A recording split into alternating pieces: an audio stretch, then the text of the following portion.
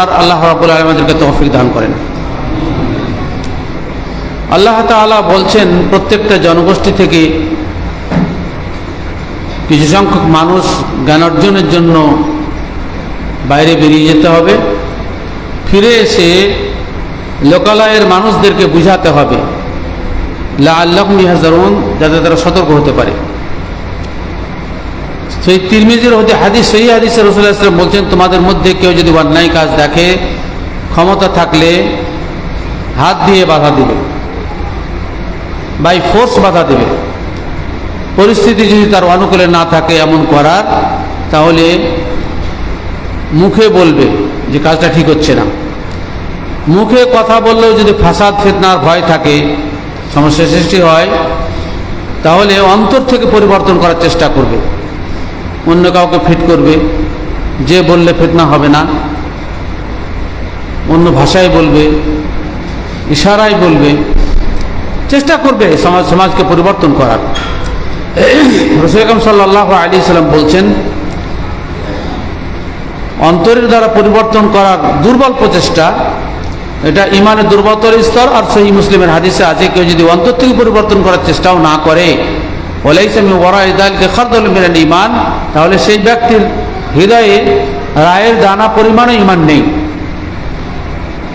এই হাদিস অত্যন্ত গুরুত্বপূর্ণ হাদিস, যে কোনো ব্যক্তি যদি সমাজে প্রচলিত অন্যায়কে মেটাবার চেষ্টাটা না করে, তাহলে যতই সে নামাজ পড়ুক, রোজা করুক, হজ করুক, যাকাত দেখ, তার হৃদয়ে কোনো প্রকার ঈমান নেই। তার শরীয়ত বিরোধী যে সমস্ত কার্যকলাপ হচ্ছে, এটা আল্লাহ তাআলার বিধানকে লঙ্ঘন করা হচ্ছে।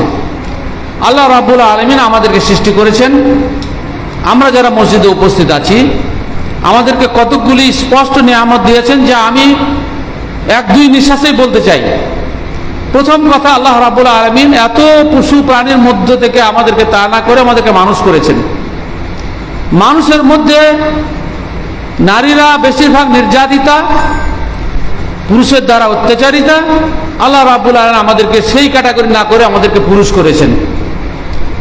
নারীদের মধ্যে যারা নিজেকে তুচ্ছ ভাবছেন, তাদের তুচ্ছ ভাবা উচিত নয়, কারণ নারীদের মাধ্যমে আল্লাহ রাব্বুল আলামিন সমস্ত নবী, ওলি, আলেম, ওলামাদের পৃথিবীতে আগমন ঘটিয়েছেন। তারা হয়তো নিজেকে দুর্বল ভাবছেন, আল্লাহ রাব্বুল আলামিনের এটা একটা উৎকৃষ্ট কারখানা। আল্লাহ রাব্বুল আলামিনের তার মাধ্যমে, আমি আমার মায়ের মাধ্যমে পৃথিবীতে এসেছি, সেজন্য মায়ের থেকে আমি শ্রেষ্ঠ নই, নারী জাতির থেকে আমি শ্রেষ্ঠ নই। যদিও আল্লাহ রাব্বুল আলামিন আমাদেরকে দায়িত্ব ভাগ করেছেন, দায়িত্ব ভাগ করার দিক থেকে আমরা নিজেকে শ্রেষ্ঠ ভাবি, কিন্তু শ্রেষ্ঠ হওয়ার কোনো অবকাশ নেই।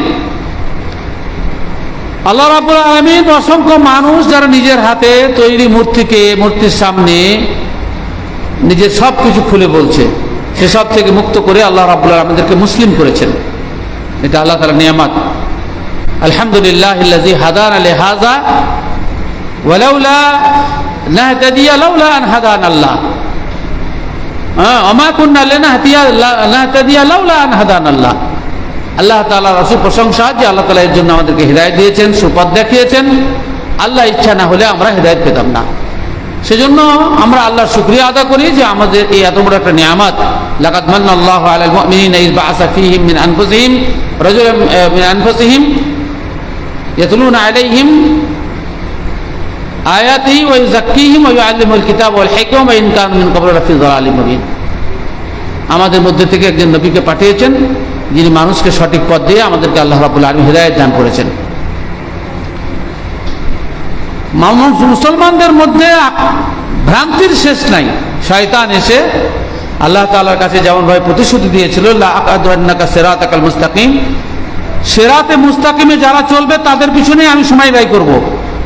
আল্লাহ তাআলা শয়তান নিজেকে বলেছে, লা আকাদুন্নাকা সিরাতাকাল মুস্তাকিম, আল্লাহ তোর সিরাতে মুস্তাকিমে যারা চলবে তাদের পিছনে আমি বেশি সময় দেব, তাদেরকে বিভ্রান্ত করব। আর এই প্রতিশ্রুতি অনুযায়ী মুসলিমদের মধ্যে বহু দল, মত, ফিরকা, গোত্র তৈরি হয়েছে। আলহামদুলিল্লাহ, আমাদেরকে আল্লাহ রাব্বুল আলামিন মধ্যমপন্থী, ওয়া কাযালিকা জাআলনাকুম উম্মাতান ওয়াসাতান লিতাকুনু শুহাদা আলান নাস ওয়া ইয়াকুনা রাসূলু আলাইকুম শাহীদা। আমাদের মধ্যে বাড়াবাড়ি নেই, আর অতি সংকীর্ণতে নেই। কোরআন এবং সহিহ সুন্নাহর অনুসারী আমরা আহলুল হাদিস, কোরআন এবং সহিহ সুন্নাহর অনুসারী, এটা আল্লাহ রাব্বুল আলামিনের অশেষ রহমত এবং করুণা। সেজন্য আল্লাহ তাআলা অনেক দিক থেকে আমাদেরকে নেয়ামত দান করেছেন। এই নিয়ামতের বিনিময়ে আল্লাহ রাব্বুল আলামিন আমাদের কাছে কিছু চান। আল্লাহ তাআলা নিজে কোরআনে বলছেন, মা উরিদু মিনহুম মির রিজক ওয়া মা উরিদু আন ইউতিমুন। আমি বান্দার কাছ থেকে কোনো আহারের প্রত্যাশী নই, এবং আমার এটা ইচ্ছাও নয়, এটা আমার মানে প্রয়োজনও নেই যে তারা আমাকে কিছু খাবার খেতে দেখ। আমি তাদেরকে একমাত্র সৃষ্টি করেছি, ওয়া মা খালাকতুল জিন্না ওয়াল ইনসা ইল্লা লিয়াবুদুন, যে তারা আমার ইবাদত করবে। ইবাদত শব্দের অর্থ হচ্ছে দাসত্ব করা, অর্থাৎ আল্লাহ যা বলবেন, তার রাসূলের মাধ্যমে যা অর্ডার দিয়েছেন সেটাকে পালন করা। ওয়া মা আতাকুমুর রাসূলু ফাখুযুহু ওয়া মা নাহাকুম আনহু ফান্তাহু ওয়াত্তাকুল্লাহ ইন্নাল্লাহা শাদীদুল ইকাব। আল্লাহ রাসূল যা আদেশ দিয়েছেন সেটাকে মেনে চলো, আর যে সমস্ত কাজ থেকে বিরত থাকতে বলছেন বিরত থাকো। আল্লাহকে ভয় করো, আল্লাহ চরম শাস্তিদাতা। ফালইয়াহযারিল্লাযীনা ইউখালিফুনা আন আমরিহি আন তুসিবাহুম ফিতনা আও ইউসিবাহুম আযাবুন আলীম।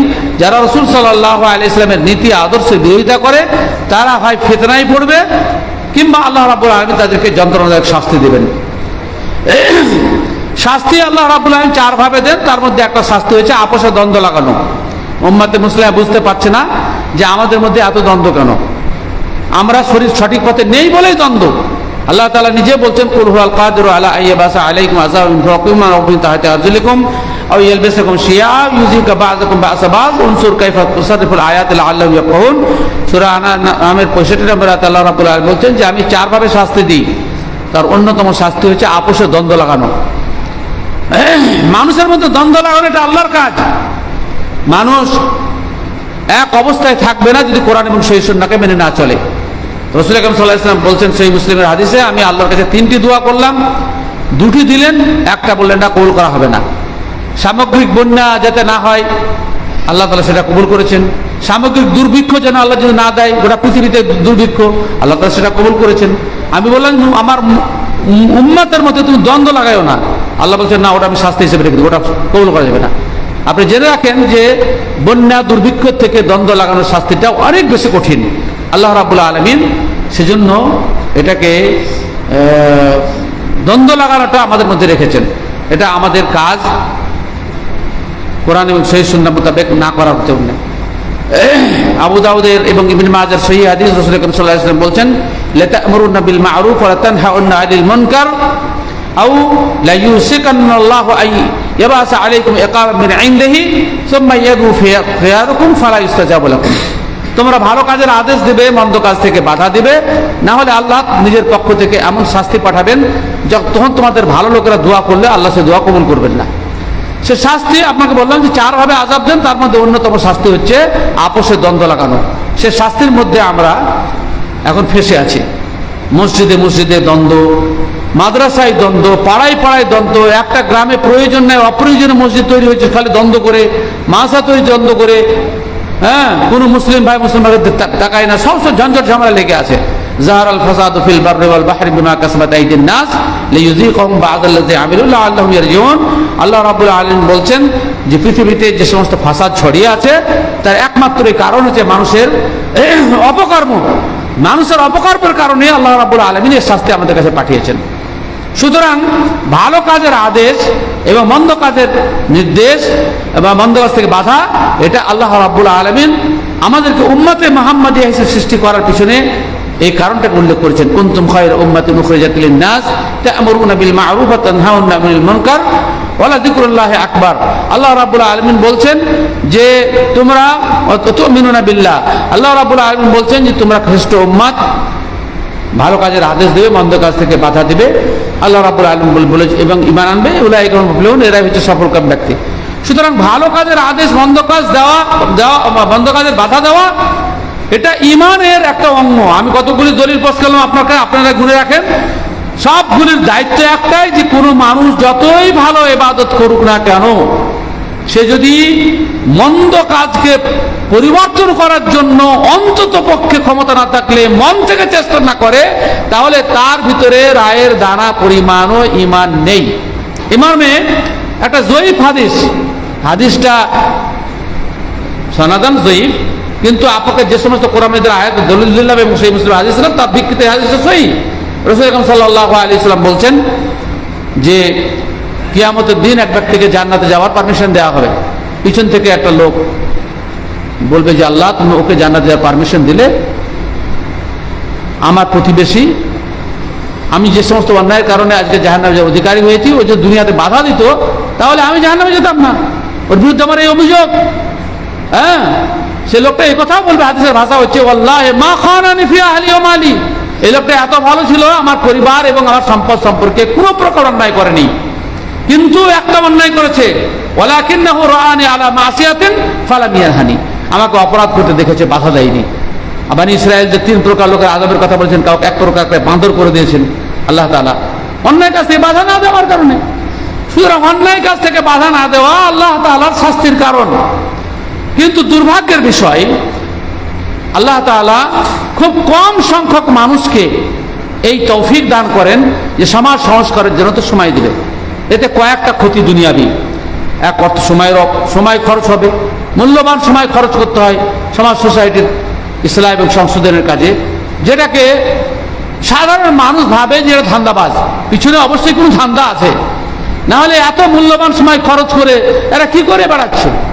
হ্যাঁ, এরকম এই ভাষা তো মানুষের লেগে আছে। হ্যাঁ, আমার সম্পর্কে আমার গ্রামের লোকে বলে গোপন কোনো রহস্য না আছে না, তোর সংসার চলে কি করে, সবসময় তো বাইরে ঘুরে বেড়ায়, সংসার চলে কি করে, কি করে চলে গ্রামের লোকও জানে, আল্লাহ তো জানছেই, মানুষও জানছে, কিন্তু মানুষ বুঝে না যে আমা মিন দাব্বাতিন ফিল আরদি ইল্লা আল্লাহু রিজকুহা, যত জীব আছে আর জীবিকার দায়িত্ব আল্লাহর। তো জীবিকা নিয়ে ভাবলে তো হবে না, যার ভাবনা সে ভাবছে, তুমি ভাববার কে? জীবিকার ভাবনা তো আল্লাহ তাআলা ভাবতে পারেনি। আল্লাহ তাআলা এই কথাই বলেছেন ফাইজা কাজিয়াতিস সালাত ফান্তাসিরু ফিল আরদি ওয়াবতাগু মিন ফাযলিল্লাহ, দিনের কাজ হয়ে গেলে দুনিয়া কামানোর জন্য ওই ফুরসতটুকু লেগে যাও। তা আলহামদুলিল্লাহ আজকেও সকালবেলা 4-5 ঘন্টা মাঠে কাজ করে এসেছি। ও কাজ তো কোনো সময় বন্ধ নাই, আল্লাহ রাব্বুল আলামিন রিজিকের ব্যবস্থা এইভাবেই করে দেন, সমস্যার কিছু নেই। চুরি তো করিনি, ডাকাতি করিনি, তোমার কাছে ভিক্ষা তো করতে যায়নি। গ্রামের লোক তো বলতে পারবে না যে ভিক্ষা করতে গেছে, এমনকি দুষ্ট লোকের কাছে চাঁদাও চাওতে চায় না। দিনদার মানুষের কাছে দিনের জন্যই চাঁদা চায়, কোন দুষ্ট মানুষের কাছে চাঁদা আজ পর্যন্ত আব্দুল্লাহ চেয়েছে এর কোন রেকর্ড নেই। যে দিনদার, যে দিন বুঝে, তার কাছে আমি চাঁদা চাই, সাহায্য করো ভাই। সে দিলে দিল, না দিলে না দিল, কেননা আমাকে চুরি করে ডাকাতি করে করার দায়িত্ব দেয়নি। আমার কাছে হালাল পয়সা থাকবে তো যতটুকু থাকবে ততটুকু কাজ করবো, আর ক্ষমতা না থাকবে সেটা কাজ করবো না। ফাত্তাকুল্লাহ মাস্তাতা'তুম, আল্লাহকে ক্ষমতা অনুযায়ী আল্লাহকে ভয় করো। তো দিনের অন্যায় থেকে বাধা দেওয়া এটা মুমিনদের জরুরি কর্তব্য। যদি আপনি অন্যায় থেকে বাধা না দেন, দুষ্টের দমন শিষ্টের পালন এটা যদি না করেন, দেশ চলবে? অন্যায় থেকে বাধা দেওয়ার জন্য তো পুলিশ বাহিনী রেখেছে, অন্যায় থেকে বাধা দেওয়ার জন্য তো গোয়েন্দা বাহিনী রেখেছে, কিন্তু ওরা অন্য অন্যায় খুঁজে বেড়ায়। আর আলেম ওলামারা সার্বিক অন্যায় অপকর্মের দিক থেকে অপকর্ম থেকে করেন। আপনি দেখেন বাংলাদেশে যে বিপ্লব হয়েছে, আলেম ওলামারাই ফতোয়া দিলেন যে বঙ্গভবন বা অন্য জায়গা থেকে যে অপচয় মানে সম্পত্তি নিয়ে এসছো এটা হালাল নয়, ফেরত দাও। আলহামদুলিল্লাহ সব অনেকটাই ফেরত দিয়ে দিয়েছে। আলেমদের ফতোয়াতেই পুলিশকে কাজ করতে হয়নি। আলেমদের একটা প্রভাব আছে আল্লাহ রাব্বুল আলামিন দিয়েছেন, যে যারাই যে বিষয় জানে সেই বিষয় নিয়ে মানুষকে যদি বলতে থাকে, আল্লাহ রাব্বুল আলামিন তার দ্বারা সমাজ যে সংস্কার হয়, মান দাল্লা আলা খায়রিন ফালাহু মিসলু আজরি ফাইলি, তাহলে সে সমান নেকি পেতে থাকে। একজন হক পথে আহ্বানকারী, বান্ধ কাজ থেকে বাধাদানকারীর মতন নেকি কিয়ামতের দিন কাউরির থাকবে না। হজ করার থাকবে না, কোটি টাকা দান করা ব্যক্তিরও থাকবে না। বিভিন্ন প্রকার মসজিদ তৈরি করে দিয়েছে, মাদ্রাসা তৈরি করে দিয়েছে, এরাও এই ব্যক্তির নেকির সমান করতে পারে না। আপনি বলেন যে নবীগণের সম্পদ কিছু ছিল না, টাকা পয়সা ছিল না, তারা পৃথিবীর সেরা মানুষ না? সেরা মানুষ নয়। তারা কি করেছেন? মানুষকে কোটিপতি বানিয়েছেন? না, সমাজ থেকে অন্যায় অপকর্মকে মিটানোর জন্য নিজের জীবনের কুরবানি দিয়েছেন, গাল শুনেছেন, মার খেয়েছেন, অত্যাচারিত হয়েছেন, নির্যাতিত হয়েছেন, লোকেরা অনেক কথাই বলেছে।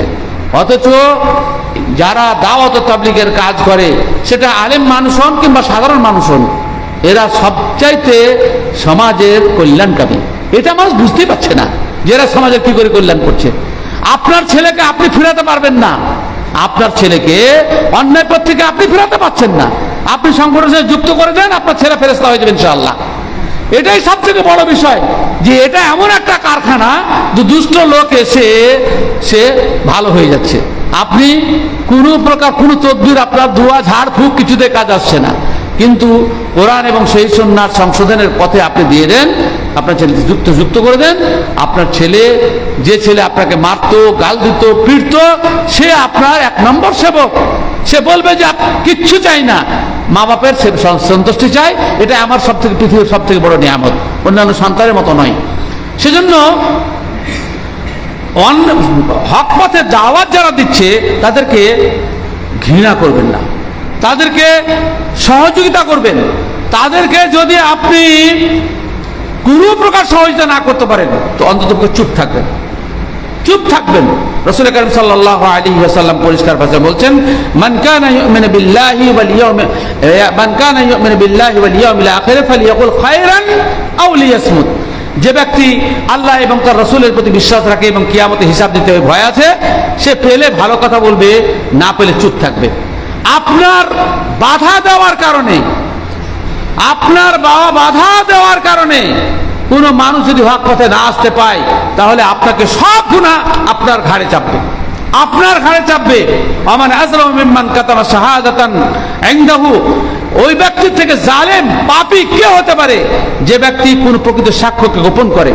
ইন্নাল্লাযীনা ইয়াকতুমুনা মা আনজালনা মিনাল বায়্যিনাতি ওয়াল হুদা মিন বা'দি মা বায়্যানাহু লিন-নাসি ফিল কিতাব উলাইকা ইয়ালআনুহুমুল্লাহু ওয়া ইয়ালআনুহুমুল লাঈনুন।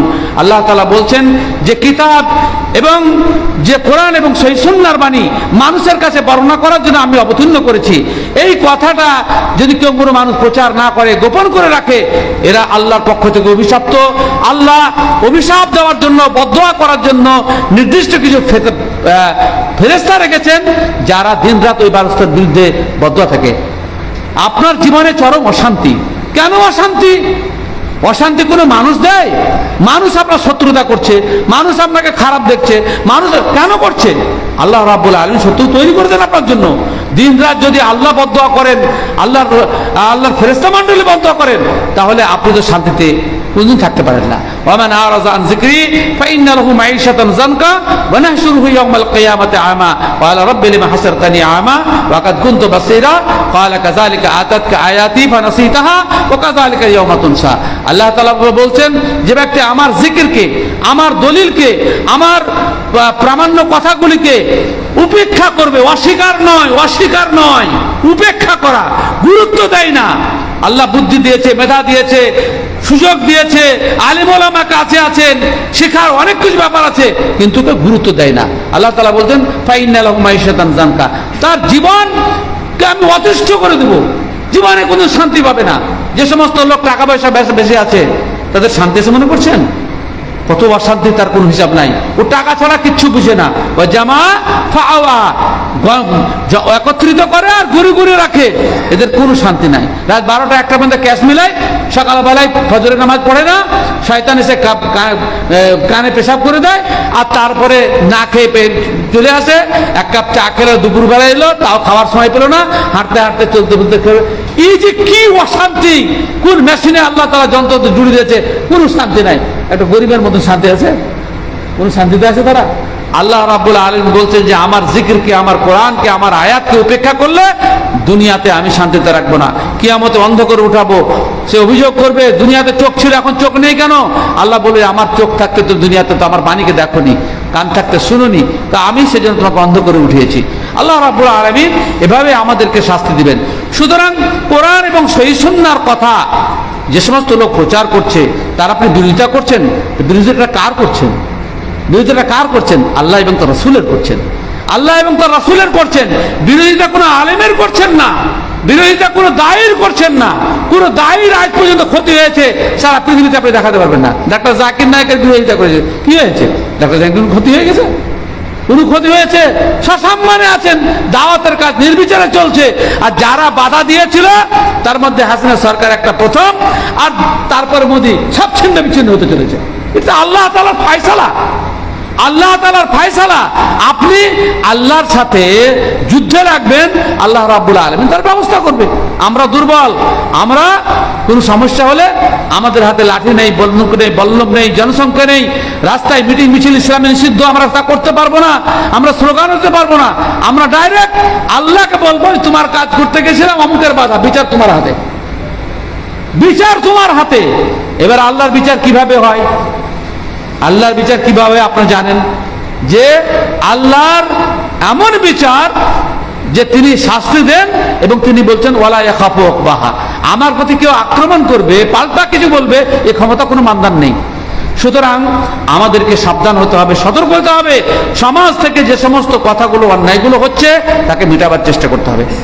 একটা অন্যায়ের কথা এই কয়েকদিন থেকে দার্সে কোরআন লিখবো বলে ভাবছিলাম, মাথায় চলে আসলো, প্রথমে বলি। আল্লাহ তাআলা কোরআন মাজিদে সূরা নূরে বলছেন ওয়ানকিহুল আয়ামা মিনকুম আস-সালিহিনা মিন ইবাদিকুম, সূরা আহজাবে, সূরা নূরে, ওয়ানকিহুল আয়ামা মিনকুম আস-সালিহিনা মিন ইবাদিকুম ওয়া ইমাইকুম ইয়াকুনু ফুকারা ইউগনিহিমুল্লাহু মিন সাআতি। তোমাদের যে সমস্ত নারী পুরুষ যারা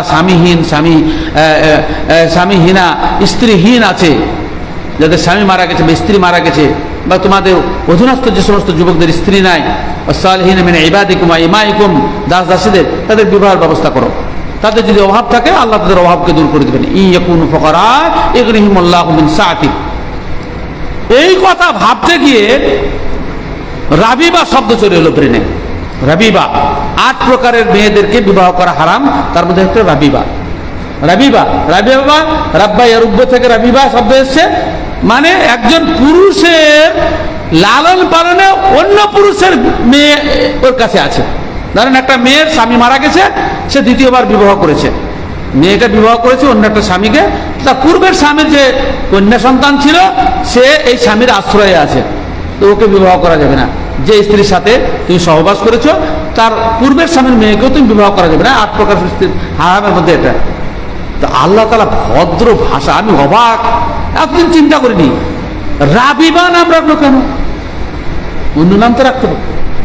তার মানে আল্লাহ তাআলা প্রকারান্তর বলেছে যে সমস্ত মহিলাদের স্বামী মারার কারণে তাদের ছেলে পেলে নিয়ে উৎকণ্ঠার মধ্যে আছে, তাদেরকে বিয়ে করে তাদের সন্তানকে লালন পালন করো, এটা আল্লাহ তাআলার নির্দেশ। কিন্তু আমাদের দেশের মেয়েরা এটা মেনে নেবে না, স্ত্রীরা মেনে নেবে না যে আমার স্বামীর আন্ডারে একজন মহিলা, দুঃখিনী মহিলা আশ্রয় আসুক, তার ছেলে পেলে মানুষের, এটা বড় স্বভাবের কাজ, এটা কোনো মতে মেনে নেবে না। পশ্চিমবাংলা, বিশেষ করে পশ্চিমবাংলার পরিবেশ, ভারতীয় পরিবেশ সম্পূর্ণ এর উল্টা। এটা অমুসলিমদের থেকে আমরা শিখেছি, অমুসলিমদের থেকে শিখেছি। স্বামী ব্যভিচার করুক, পাপ করুক, কোনো অসুবিধা নাই, কিন্তু বৈধ স্ত্রী থাকলে তার গাত্রদাহ খুব বেশি।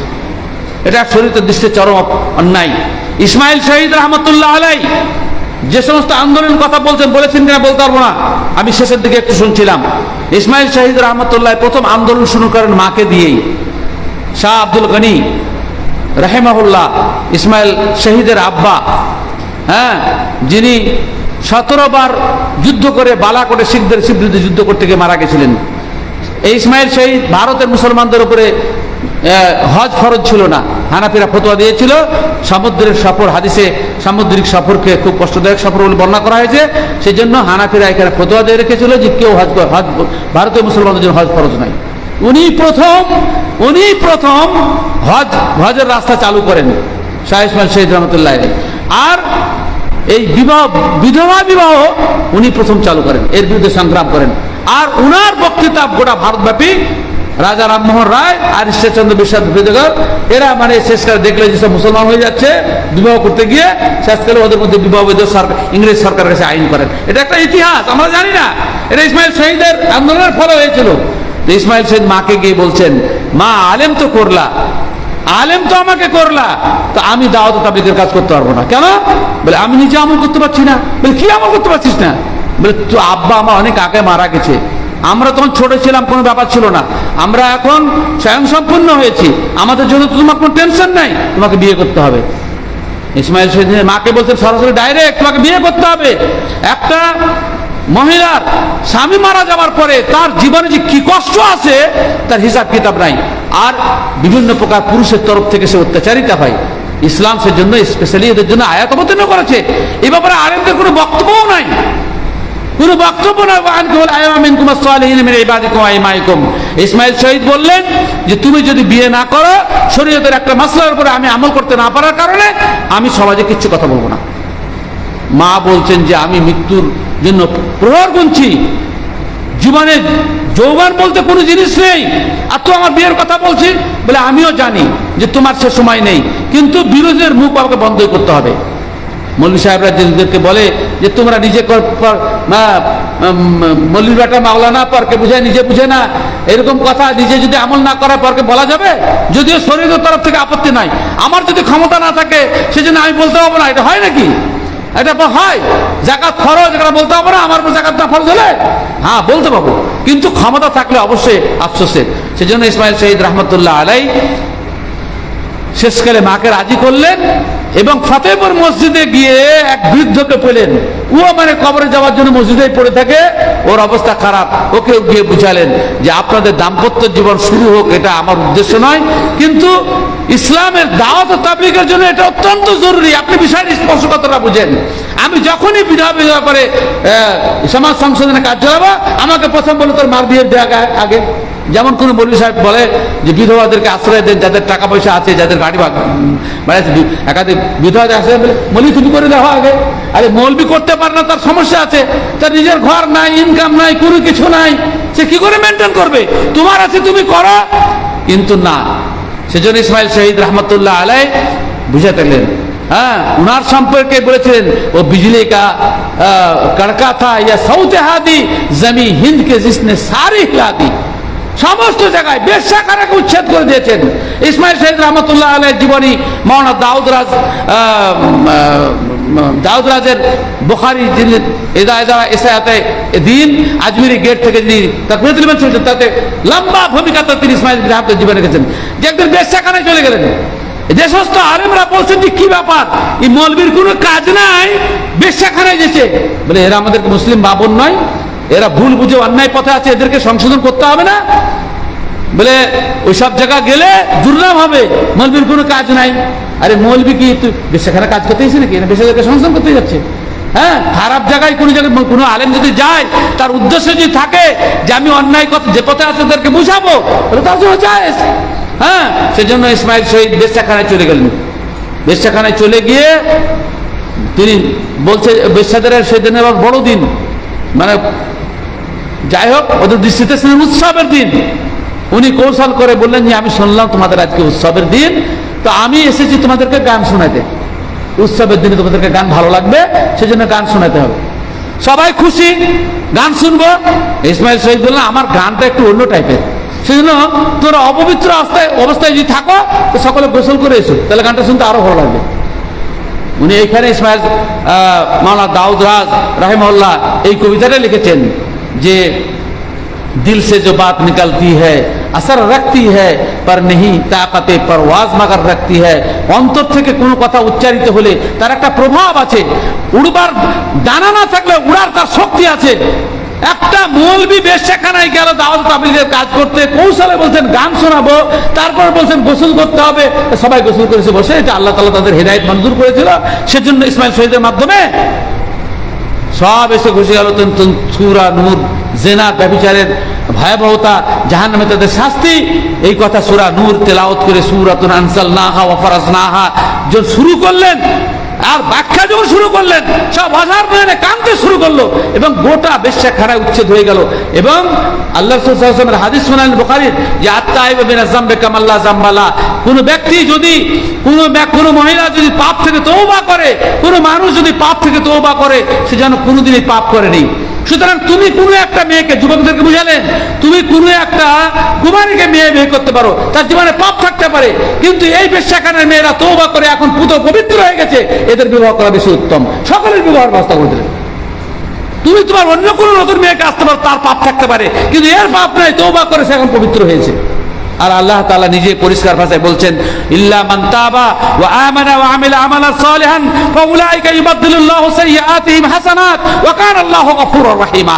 কোন ব্যক্তি যদি তওবা করে ভালো কাজ শুরু করে দেয়, তো তার যত গুনাহ আছে সবকে নেকিতে বদল করে দেব। ওয়াকান আল্লাহু গফুরুর রাহিমা, আল্লাহ তাআলা ক্ষমাশীল, সেজন্য তিনি সব গুনাহকে মাফ করে দিবেন। আর রহিম, দয়াবান, সেজন্য যত কোটি গুনাহ হয়েছে তত কোটি নেকি লিখে দিবেন। এটা আল্লাহর পক্ষেই সম্ভব। পুলিশের খাতায় একবার নাম লেখা গেলে কিয়ামত পর্যন্ত লাল খাতায় আপনার নাম থাকবে। কিছু হলে আপনাকে সন্দেহ করবে, কিন্তু আল্লাহ তাআলা আপনি যদি প্রকৃত অর্থে তওবা করে থাকেন তা আপনাকে আল্লাহ তাআলা মাফ করবেন। গোটা বেশ্যাখানে একদিনে উঠাও। আর আমরা আলেমরা বেশ্যাখানে তো যাওয়া দূরের কথা, গ্রামের মধ্যে যে সমস্ত অন্যায় অপকর্ম হচ্ছে, গ্রামের যারা মুরল আছে, মাতব্বর আছে, যারা মসজিদ পরিচালনা করার কমিটি আছেন, যারা সমাজ পরিচালনা করেন, এত অন্যায় সমাজে হচ্ছে, কোনো মাথা ব্যথা নাই, গা সওয়া। কেমন আল্লাহর বান্দা, আল্লাহর জগতে আল্লাহর রাহার ভক্ষণ করে, আল্লাহর রুজির ভক্ষণ করে। হ্যাঁ, বৃষ্টি না হলে ছটফট করো, গরম বেশি হলে ছটফট করো, এগুলো সব কে নিয়ন্ত্রণ করে? কি সরকার এসি লাগিয়ে দেয় তোমাদের জন্য? আকাশ থেকে বৃষ্টির ব্যবস্থা করে? এটা আল্লাহ রাব্বুল আলামিন করেন। এত অকৃতজ্ঞ বান্দা যে আল্লাহ শুকরিয়া আদায় করে না, যে আল্লাহ দুনিয়াতে এত অপকর্ম হচ্ছে। কমস কম আমি তো বলি কমপক্ষে। হ্যাঁ, কারণ আল্লাহ তাআলা কোথাও বলেননি যে তোমাকে হেদায়েত করতেই হবে। আল্লাহ তাআলা পরিষ্কার বলেছেন যে ইন্নামা আলা রাসূলিল্লাহিল বালাগুল মুবিন, আমার রাসূলদের দায়িত্ব হচ্ছে প্রচার করা। ফাসদা বিমা তু'মার ওয়ারিজানিল জাহিলিন, হক কথা বলে দাও, ঝগড়া করলে ওর সাথে ঝগড়া করিও না, তুই চলে এসো। হেদায়েতের মালিক ইন্নাকা লা তাহদি মান আহবাবতা ওয়ালাকিন্নাল্লাহ ইয়াহদি মান ইয়াশা, আল্লাহ হচ্ছে হেদায়েতের মালিক, আল্লাহ যাকে চান হেদায়েত দান করেন। তুই বলবো না, একটু কম সলা অবলম্বন করবো না, একদিনও বলবো না যে ভাই কাজটা তোমার ঠিক হচ্ছে না, তোমার কাজটা ঠিক হচ্ছে না।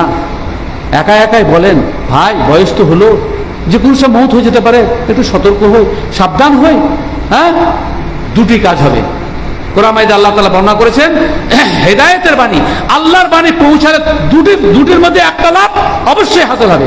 এক নম্বর হচ্ছে লাআল্লাহু ইয়াতাযাক্কার আও ইয়াখশা, লাআল্লাহু ইয়াতাযাক্কার, তোমার কথা সে গ্রহণ করে নেবে, আও ইয়াখশা, কিংবা তার অন্তরে একটা ভয় দুরু করবে যে কোনো সাহেব মরে গেলে তো আমার অবস্থা খারাপ হবে, মৌলী সাহেব বলেছে। কোনো না কোনো সময় আল্লাহ তাকে হেদায়েতের ব্যবস্থা করবে। ফেরাউনের জন্য আল্লাহ তাআলা নিজে বলছেন যে কুলা লাহু কাওলান লাইয়িনান লাআল্লাহু ইয়াতাযাক্কারু আও ইয়াখশা, তোমরা দুজনে গিয়ে নরম ভাষায় কথা বলো ফেরাউনকে। হ্যাঁ, সে দুটি দোয়ার মধ্যে তোমরা একটা লাভ অর্জন করবে। একটা হচ্ছে যে হয় উপদেশ গ্রহণ করবে, আর নাহলে ভয় ঢুকে যাবে। মুসা হারুনকে মারতে পেরেছিল, কিছুই করতে পারে, ভয় ঢুকে গেছে। আল্লাহর প্রতিনিধি, আল্লাহর কথা বলছে, আমি তো আমার কথা বলিনি, আমি আল্লাহর কথা বলেছি, আল্লাহ তাআলা বলেছেন, আল্লাহ রাসূল বলেছেন, সুতরাং তার ভিতরে একটা ভয় ঢুকে যাবে। আমাদেরকে মানে অন্যায় কাজ যেখানে হবে বা ভালো কাজের কথা বলা, এটা প্রত্যেকটা মানুষের দায়িত্ব। ওলামায়ে কেরাম ব্যাখ্যা করেছেন যে দাওয়াত দেওয়াটা ফরজে আইন না ফরজে কিফায়া।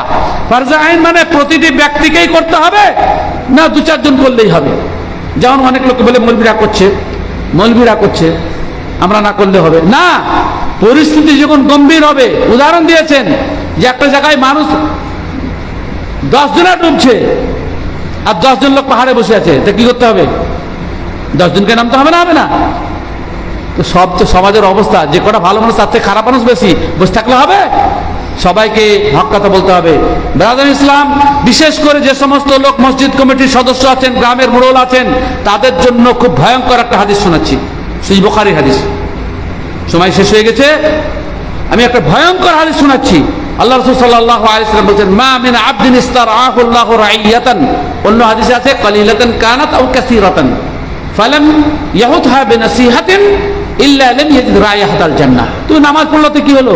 আল্লাহ তাআলা বলছেন যে কোন মানুষের অধীনে যদি অল্প লোক থাকে, আল্লাহ করেন, নেতা আল্লাহ বানান, কোন লোকের অধীনে যদি অল্প লোক থাক কিংবা বেশি লোক থাক, যেমন বাড়িওয়ালার কাছে তার ছেলে পেলে বউ আছে, অল্প লোক থাক কিংবা বেশি লোক থাক, ফালাম ইয়াহুতহা বিনাসিহাতিন, তাদেরকে যদি নসিহত কোরআন এবং সহিহ সুন্নাহতে পরিচালনা না করে, লাম ইয়াজিদ রাইহাতাল জান্নাহ, জান্নাতের সুগন্ধটুকু পাবে না। আপনি নামাজ পড়লে হবে? সুবিধাবাদী বহু মসজিদে যাই, ফজরের সময়তে শুধু বুড়াওয়ালা গুলো যাদের চুল দাড়ি পেকে গেছে তারাই থাকে। বলে আপনাদের ছেলে পেলে নাই? বলে আছে। বলে এত বড় স্বার্থপর বাপ যে নিজে জান্নাত যাবার জন্য মসজিদে আছে আর জুয়ান বেটাদেরকে বাড়িতে শুয়ে রেখে জাহান্নামে যাওয়ার জন্য। এই বাপ কি ভালো বাপ নাকি? যে বাপ জান্নাতে যাওয়ার জন্য মসজিদে ফজরের নামে ছেড়েছে, ও তোমার বউর প্রতি টান নাই সেজন্য নাকি? বউর প্রতি টান নাই, তার জন্য মসজিদে এসে একটু রিল্যাক্স হওয়ার জন্য। বাপ বাপ সমস্তকে সকলকে দিনের পথে আনার চেষ্টা করতে হবে। আপনাকে ছেড়ে আল্লাহ তাআলা কথা বলবেন না। আল্লাহ যার যেটুকু ক্ষমতা দিয়েছে সে ক্ষমতা সম্পর্কে কাল কিয়ামতের দিনে আল্লাহ রাব্বুল আলামিন প্রশ্ন করবেন, অবশ্যই প্রশ্ন করবেন। আমি আমার যেমন ব্যক্তি যার কাছে আমার দাব চলবে তাকে দাবের সাথে বলবো, আর যাকে ফুসলিয়ে বলতে হবে তাকে ফুসলিয়ে বলতে হবে। আল্লাহ তাআলা তো নিজে বলছেন উদউ ইলা সাবিলি রাব্বিকা বিল হিকমা ওয়াল মাওয়াইজাতিল হাসানা, কৌশলে কথা বলো। যাকে যেমন বলা, নেতাকে তো আর ওইরকম অপমান করে বললে হবে না, মানুষের সামনে বললে হবে না। নেতাকে নেতার কাছে গিয়ে বাড়িতে, ভাই মোড়ল সাহেব আপনার সাথে পার্সোনাল কথা ছিল, ওকে বলবে যে তোমার কথা শুনবো না, তাই বলবে বসেন, এক কাপ চাও খেতে দিবে, খান, অসুবিধা নাই। ঈদের বাড়িতে আল্লাহ চা খেয়েছেন দাওয়াত দিতে গিয়ে, আপনি চালাই দাওয়াত খেয়েছেন, এক্ষুনি মেলা ক্রিটিসাইজ করতে তখন চা ছিল নাকি তার জন্য পাল্টে দিলাম কি। ইহুদের বাড়িতে গিয়ে আল্লাহ দাওয়াত খেয়েছেন, দাওয়াত দিতে গিয়ে আপনি দাওয়াত দিতে গিয়ে চা খান, অসুবিধা নাই, কিন্তু সুখের চা খেলে হবে না, ও যদি হারাম উপার্জন থাকে। আপনি ওকে হারাম থেকে বিরত রাখার জন্য যে চা খাওয়াই দেয়, খান, অসুবিধা কিছু নাই, যেমন আপনি দাওয়াত, আপনি যদি ওর কথা না শুনেন তো আপনার কথা শুনবে কেন? সেজন্য লোকেদেরকে বুঝান, মেহনত করেন। আর শেষ হাদিস বলে আমার বক্তব্য শেষ করছি।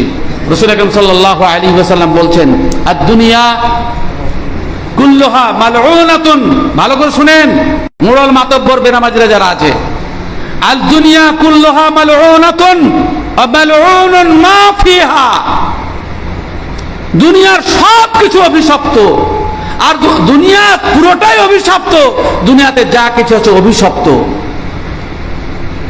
কটা জিনিস ছাড়া, ইল্লা যিকরাল্লাহ, আল্লাহর জিকির অভিশপ্ত নয়, ওয়ামা ওয়ালাহা, আল্লাহর জিকিরের সহযোগী যারা তারা অভিশপ্ত নয়, আও আলিমান, যারা দ্বীন শিক্ষা অর্জন করে তারা অভিশপ্ত নয়, আও মুতাআল্লিমান, যারা দ্বীন শিখে তারা অভিশপ্ত নয়। দ্বীনের কাজে সহযোগিতা যদি আপনি না করেন তা আপনি অভিশপ্ত। ওয়াল আসরি ইন্নাল ইনসানা লাফি খুসর ইল্লাল্লাযিনা আমানু ওয়া আমিলুস সালিহাত ওয়া তাওয়াসাউ বিল হাক্কি ওয়া তাওয়াসাউ বিস সাবর।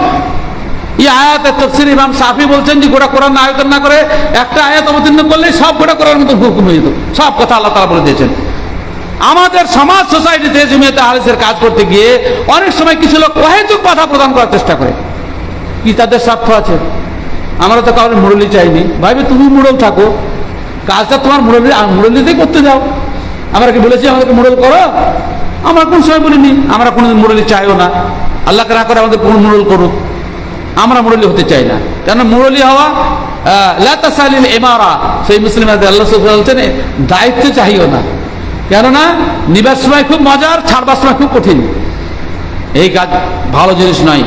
যাই হোক, সংগঠনের দৌলত আব্দুল্লাহ সাহেব এখানে এসেছে, এতদিন তো আসতে পারিনি, এটা সংগঠনের বরকত। আমি তাই বলছিলাম যে সংগঠন না থাকলে এই পাড়ায় পাড়ায় এইরকম ভিতরে তো কোনোদিন আসতাম না, আসার ক্ষমতাও হতো না। এটা সংগঠনের বরকত, সমষ্টিগত মানে শক্তির বরকত যে আমরা প্রত্যন্ত গ্রামাঞ্চলে যেতে পারছি, পরিবেশ তৈরি করছেন সাংগঠনিক ভাইরা, আর সেখানে গিয়ে বক্তব্য রাখতেছে। আল্লাহ লাখো শুকর। আমার বয়স এমনিতে 66, কিন্তু অসুখের দিক থেকে আমার উপর দিক ভালো থাকলেও আপনি চেয়ারে বসে এখন যদি অর্ধেক রাত্রে বক্তব্য রাখি করে বুঝতে পারবেন না যে আমি অসুস্থ, কিন্তু আমার দাঁড়ানোটা খুব সমস্যা, খুব কষ্ট। আল্লাহকে দোয়া করবেন, আল্লাহ রাব্বুল আলামিন সেবা দান করেন। আমার এই পিছনকার 2 মোটা রক ওই অত্যন্ত যন্ত্রণা, মানে ভাষায় বর্ণনা করেন কি কষ্ট। ব্যথার ট্যাবলেট পেন কিলার প্রতিদিনই খাই, যা করে আল্লাহ। আর তাহলে এর মধ্যেও মানুষের কাছে এইভাবে যে পৌঁছানোর চেষ্টা করছি, তার একটা উদ্দেশ্য যে কিয়ামতের দিন যখন জাহান্নামে জড়িত প্রশ্ন করবে, আলাম ইয়াতিকুম নাযির, ভয় দেখানো হলো যায়নি? মানে আল্লাহ গেছিল তো, এখানে বলবল পড়ার লোক বলবে তো আব্দুল্লাহ সাহেবকে আমি দেখাছিলাম, হ্যাঁ, কিন্তু আমরা মিথ্যা মনে করেছিলাম। আল্লাহ কিছুই পাঠায়নি, তোমরাই পথভ্রষ্ট, লোকেদের মধ্যে ফিতনা ছড়াইছো। যখনই ইসলামের কথা বলবেন, সংশোধনের কথা বলবেন, তো এদের মধ্যে ফিতনা ছাড়া কেউ নাই, লোকের মধ্যে ঝামেলা করছে।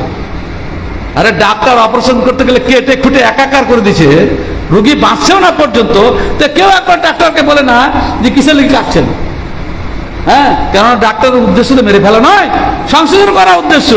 তো কোনো হক কথা শুনে যদি আপনাকে কষ্টও লাগে, তো ধরে নেন আপনি করলা খেয়েছেন, একটু সবুর করেন, হক কথা একটু তিতো লাগে, এটা স্বাভাবিক কথা। কুলিল হক ওয়ালাউ কানা মুররান, হক কথা বলে যদি সেটা তেতো হয়, তো মানুষকে তো একটু কষ্ট লাগবে।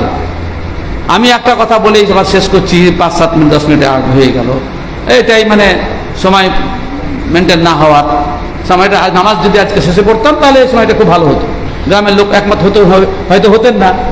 যাই হোক, কোনো সময় প্রোগ্রাম হলে নামাজ শেষে পড়বেন, এসব সময়তে পড়তে হবে, কিন্তু একটু শেষের দিকে পড়বেন ইনশাআল্লাহ আজিজ। সেটা একটা যুক্তি। আল্লাহ রাসূল সাল্লাল্লাহু আলাইহি ওয়াসাল্লাম বলছেন, আল মুসলিম মিরআতুল মুসলিম, একজন মুসলিম হচ্ছে অন্য মুসলিমের আয়না। একজন মুসলিম হচ্ছে অন্য মুসলিমের আয়না। আয়নার কাজ কি? আয়না আপনি যখন সামনে ধরেন তো আয়না বলে তোমার চোখ এখানে লেটে লেগে আছে, এখানে পোটা লেগে আছে, এখানে ময়লা লেগে আছে, এখানে কিছু লেগে আছে। আয়নার কাজই হচ্ছে ভুল ধরা।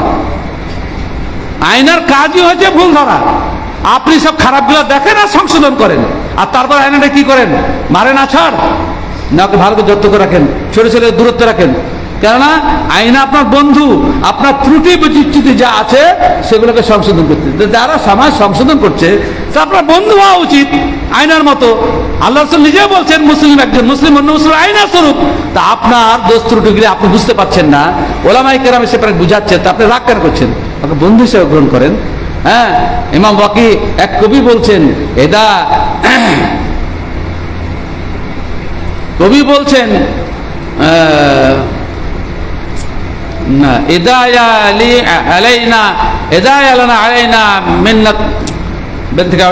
কবিতার ভাবনা হচ্ছে যে কিছু আমার শত্রু আছে যারা আমার সবসময় ভুল ধরে, এই শত্রুগুলা যেন কোনোদিন মুছে না যায়, চিরদিন যেন শত্রু থাকে। তার কারণ কি? হোমো বাহাসু আনজাল্লাতি, প্রথম দুলাইন মনে পড়বে না, পড়বে একটু পরে। হোমো বাহাসু আনজাল্লাতি ফাস্তানাবতুহা ওয়া হুম নাফাসুনি ফাকতাসাবতুল মাআলিয়া। ওরা আমার দোষ ত্রুটি নিয়ে সমালোচনা করে আর সেগুলো আমার সংশোধনের দোষমুক্ত হয়ে যায়, আর ওরা আমাকে পিছনে ফেলার চেষ্টা করে আর আমি প্রতিযোগিতা আগে বেড়ে যাই। শত্রু থাকা ভালো।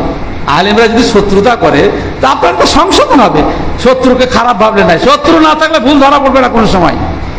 সেজন্য আলেমদেরকে যদি শত্রু হবে তো ওই শত্রু নয় যে আপনার অমঙ্গল কামনা করে। সেজন্য আলেমদেরকে সহযোগিতা করবেন। তাআবানু আলাল বিররি ওয়াত তাকওয়া ওয়া লা তাআবানু আলাল ইসমি ওয়াল উদওয়ান। ভালো পথে এক অপরের সাহায্য সহযোগিতা করো, অন্যায় পথে এক অপরের সাহায্য সহযোগিতা করো না। আপনি ব্যস্ত আছেন, ব্যবসাতে ব্যস্ত আছেন, ব্যস্ত থাকবেন। ব্যবসার নামই হচ্ছে বিজিনেস, যাতে মানুষ ব্যস্ত থাকে। ব্যবসা খুব ভালো জিনিস নয়, হ্যাঁ, খুব ব্যস্ত থাকে মানুষ আল্লাহ জিকির। সেজন্য রাসূল সাল্লাল্লাহু আলাইহি ওয়াসাল্লাম বলেছেন, কিয়ামতের দিন অধিকাংশ ভাবে ফুজ্জার হিসেবে কি করবে? ব্যবসায়ীদেরকে সাদকা দান খয়রাত বেশি করতে বলেছেন। সেজন্য যাদের টাকা পয়সা আছে দায়ীদেরকে অর্থ দেন, দিনের কাজে অর্থ সাহায্য সহযোগিতা করেন। বহু বই পুস্তক ছাপানোর জন্য আমাদের কাছে কোনো প্রয়োজনীয় অর্থ নেই, হালাল টাকা থেকে দেন। তাজাম্মুল হক সালাফি আমাদের সরল পথ একাডেমির জেনারেল সেক্রেটারি গোটা কোরআনের তরজমা ও তাফসীর লিখে শেষ করেছেন। অর্থের অভাবে আমরা সেটা শেষ করতে পারছি না, মোটা টাকার দরকার। তো এসব বিষয়ে অর্থ সাহায্য সহযোগিতা করার চেষ্টা করুন। বেশি বেশি করে এই ধরনের মাসে অন্তত 2 মাসে 3 মাসে এই ধরনের সভা করেন, দিনই আলোচনা করেন বিষয় ভিত্তিক। নিজের এলেমের দ্বারা সমৃদ্ধ হন, যেটা ভুল সেটাকে ত্যাগ করুন, যেটা ঠিক সেটাকে গ্রহণ করুন। আল্লাহ রাব্বুল আলামিন ইহকালে এবং পরকালে শত্রু থেকে, অশান্তি থেকে আল্লাহ তাআলা রক্ষা করবেন, মানসিক শাস্তি ও স্বস্তি দেবেন। আল্লাহ রাব্বুল আলামিনের কাছে শেষকারে দোয়া করি, আল্লাহ তুমি আমাদের যে সমস্ত আলোচক এখানে এসেছেন, যে সমস্ত দিনী ভাই সাংগঠনিক ভাইরা এসেছেন এবং যে সমস্ত ভাইরা এই আলোচনা শোনার জন্য এসেছেন এবং যে সমস্ত মা ও বোনেরা কথা শুনছেন, আল্লাহ তোমার নবীর হাদিসের প্রতিশ্রুতি অনুযায়ী আল্লাহ তুমি সকলকে ক্ষমা করে দাও। আল্লাহ তুমি সকলকে হালাল রুজির ব্যবস্থা করে দাও, হারাম থেকে তুমি ফিরে আসার তৌফিক দান করো। আল্লাহ শয়তান জগদ্দল পাথরের মতো আমাদের বুকে চেপে বসেছে, শয়তানকে আমাদের কাছ থেকে দূর করে দাও। শয়তানের দুষ্টামি, ওয়াসওয়াসা, কুমন্ত্রণা থেকে তোমার কাছে আশ্রয় প্রার্থনা করছি। তুমি হচ্ছে প্রকৃত আশ্রয়দাতা। আল্লাহ শয়তানের ওয়াসওয়াসা থেকে আমাদেরকে রক্ষা করো। যে সমস্ত ত্রুটি বিচ্যুতি ইসলামের প্রতি, দ্বীনের প্রতি, তোমার শরীয়তের প্রতি আমরা বিদ্বেষ পোষণ করেছি, আল্লাহ সবকে তুমি ক্ষমা করে দাও। তোমার দ্বীনের বন্ধু আমাদেরকে বানিয়ে দাও। ঈমানের অবস্থাতে আল্লাহ জীবিত রাখো এবং ঈমানের অবস্থায় তুমি আল্লাহ আমাদেরকে মৃত্যু দান করো। আকুলু কওলি হাযা আস্তাগফিরুল্লাহ লি ওয়া লাকুম ওয়া লিসাইরিল মুসলিমিন। আল্লাহুম্মা সাল্লি ওয়া সাল্লিম আলা নাবিয়িনা মুহাম্মাদিন উম্মি ওয়া আখিরু দাওয়ানা আলহামদুলিল্লাহি রাব্বিল আলামিন। আসসালামু আলাইকুম ওয়া রাহমাতুল্লাহি ওয়া বারাকাতুহু।